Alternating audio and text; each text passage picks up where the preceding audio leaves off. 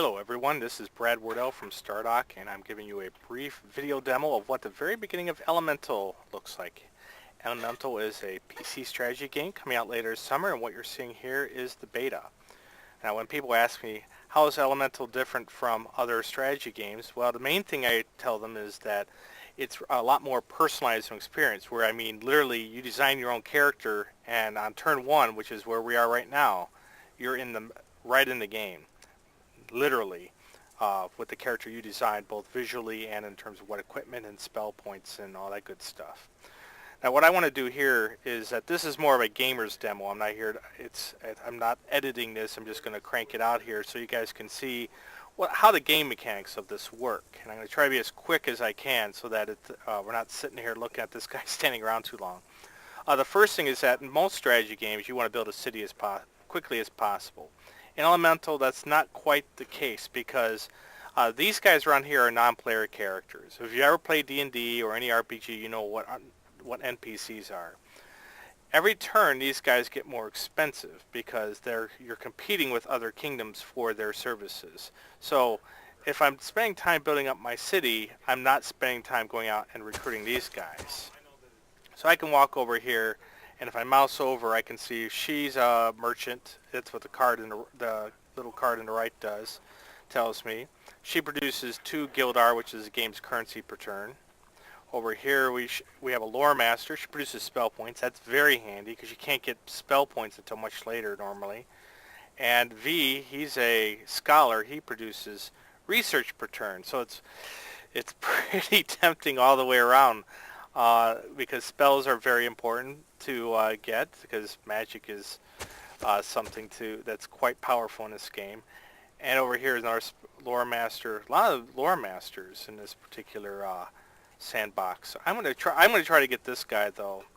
So I'm going to literally walk across here, come over here, talk to him, and get him to sure, come on over. So now I'm going to have research next turn, which makes me very happy.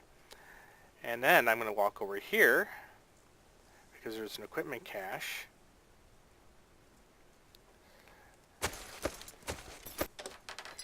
And there's a shield. Shields are very good. Oh, and now that I have V, and I'm getting 2 spell points or research points per turn, I can research technology. Now in Elemental, there isn't a technology tree in the classic sense. Rather, you have 5 categories. I put research points towards each category, and at the end of that, I make a breakthrough in which I can choose a technology at the end of that. Which technologies show up, though, is somewhat random, where they're color-coded down here: green, yellow, and red. Green means you're definitely going to be able to choose amongst them. Yellow means you probably will. Red will mean that you probably won't. And then we have what we call gray text, which are ones that are so rare that you will only see them once every several games. So I'm going to go ahead. I'm going to go with warfare because I want to get some equipment as soon as possible. So I'm going to walk now. I just got a shield, so that's very good for my guy. So I'm going to walk over, click on him, come over to armor, and have him get a shield. Now you may have noticed, there you go. There's one thing also that's different from your typical strategy game, especially in an age of cross-platform where everything is going for consoles, is that my guy actually does change based on what I pick. So now I'm going to go ahead and build a city. I'll call it Frogland, and to keep with the spirit of my guy. Now, first of all, you may have noticed the land looks like crap because the land has been totally decimated through a war that occurred just before I showed up, 100 years before anyway. And so I can sacrifice my essence in order to bring back life. Now, that's a big deal because the more essence I have, the more powerful the spells I can have. But it is a necessary sacrifice. So there's my population of 2, which is, not counting me, V, and this guy here in my city.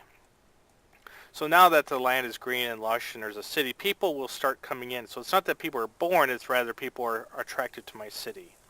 So now that I'm still unarmed, I just have a shield, so it doesn't really do me much good. So, but I will in warfare, I'll have in 2 turns, I'll be able to start doing something about that. So I'm going to come over to my city and click on what can I build. Now up here, let me explain a little bit about the interface. I have at the top what resources I have. Over here is what my population to, what turn I am on, my mini map, which shows the world. This is a tiny map. This tells me what terrain my mouse is currently over. So, what land, or if there's a defensive bonus or what have you. This is to hear Geminon. If I click on this, it brings up basically our in-game encyclopedia. This is something that Galactic Civilizations didn't have. We got some criticism, which I agree with them on, and so we're addressing that here. On the left side, we have the Empire tree. If you're familiar with the Sins of a Solar Empire, you know what an Empire tree is. It allows me to easily go through and select all of my key units and eventually all my towns, which right now I only have one. On the right side, my various events show up, so I'm not deluged with dialogue saying, hey, you got this and you got that. We want to keep it clean. So like here I got, this is where V got picked, and then I built everything I've done shows up there, and I can click on it to make it go away. And it'll fade away on its own after a while. So I'm going to go over here and see what I can do about, anytime I see something sparkly, it gets me excited. So alright, back to here. I want to build a workshop because a workshop provides materials, and I need materials to build almost everything else. So I'll go ahead and do that. And there we go. And I'm going to hit the turn button. Oh, by the way, the NPCs are all driven by their own AI. Sometimes they may fight, they may go on their own quests, and they may take your goodie huts from you. So I'm going to need to, well, first of all, since she produces money, I'm going to go ahead and bribe her. So come on over. So now she's my unit. You go back over here. While I check out the skeleton. Ah, and there's a rusty sword. That makes me really happy because now I'm armed. So I'm going to click on my guy again. And now it's a sword, see? So that is outstanding. Now there's a spider down here. He has 3 attack, 3 defense. I've got 6 attack, 1 defense. That's a little close. She and I together might be able to take him out, but then again, I'm risking a specialist, which I'd rather not do. I'd rather recruit some sort of champion. Fighting champion. So let's see. This land over here, beehives.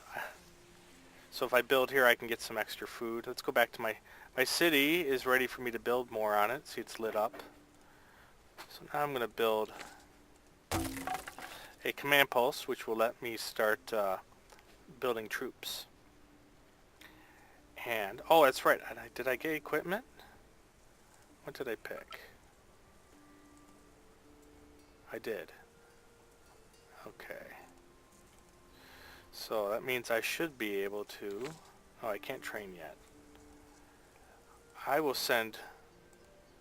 Oh, I can come back here and get a little tougher, and maybe I can take out that spider. Hang on. Okay, I've come back to my city here, and I made a party, went ahead and made a party with her, and I'm going to go ahead and go shopping. I still got a decent amount of... Oh, not enough, though. We'll come back. Yeah, we'll come back to you in a minute. Let's see, there's some more goodies up here, so we're going to come up over here. One of the nice things, by the way, about the city is that it affects, the bigger you make your city, the shape of it does matter. So, like, I try to make my cities almost act like a roadway because it only takes one turn to cross your city no matter how many tiles it uses. And that's on purpose, so that there is that the shape of your city isn't just cosmetic. Okay, healing nectar. I don't really need that right now. So, we'll be back in just a moment. Okay, I'm back. Fancy turning on and off my editing thing. So I just got equipment, and now I'm going to go to the shop. I should have some better stuff. So I'm shopping for, I can shop for Alexander or Leandra here. And I'm going to go ahead and get, still nothing great, but I can get a soldier's cloak. I think I have enough money for 2 of them. So I purchased 2. So if I click on Alexander here, and look at items, you can see I've got two of them. One of them I'm going to go ahead and equip. So he now has a cloak, see? And the other one, I'm going to give to her. So now when I click on her, I can go to her items here. Let's see. Oh, it doesn't look like I gave it to her.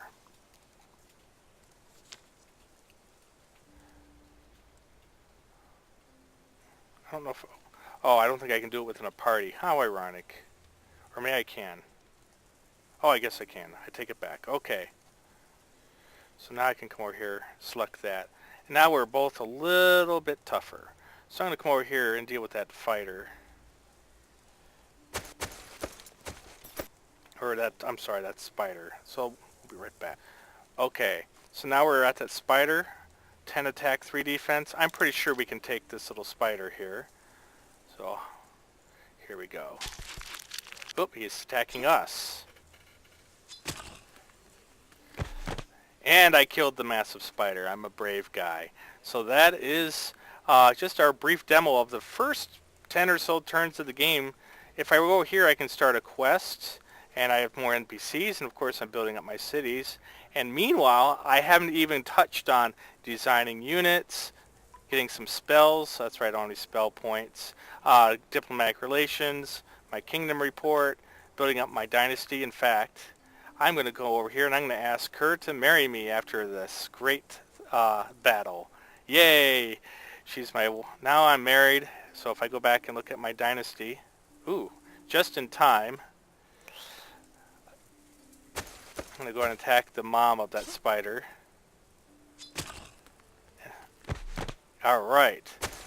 And I went up a level, so that's good. Now I'm going to increase my moves up to a point.